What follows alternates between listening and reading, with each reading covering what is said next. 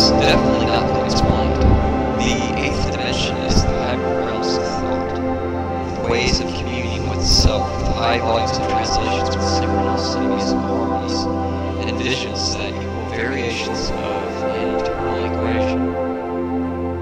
Anything that can potentially lead to an eternity in its own way is essentially an eighth dimensional quality.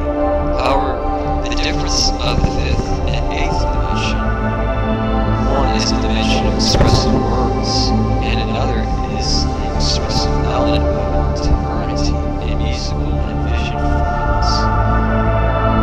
Look at a nebula, envision a musical harmony with it. If you can, then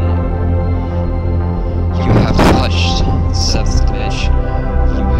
If you can't, then you do know your limits, and it's honesty of knowing one's limitations rather than battling back to benefit and move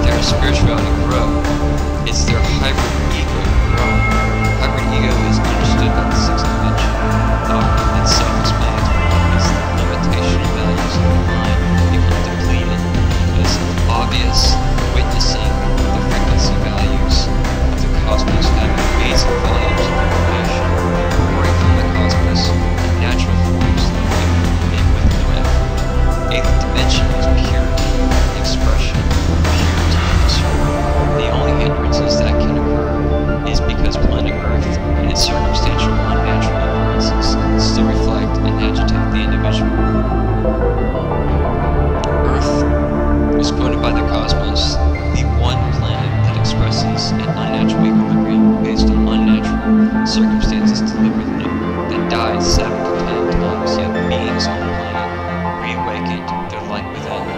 It is a miracle, but also a hybrid phenomenon that Earth didn't fall off the cosmic map.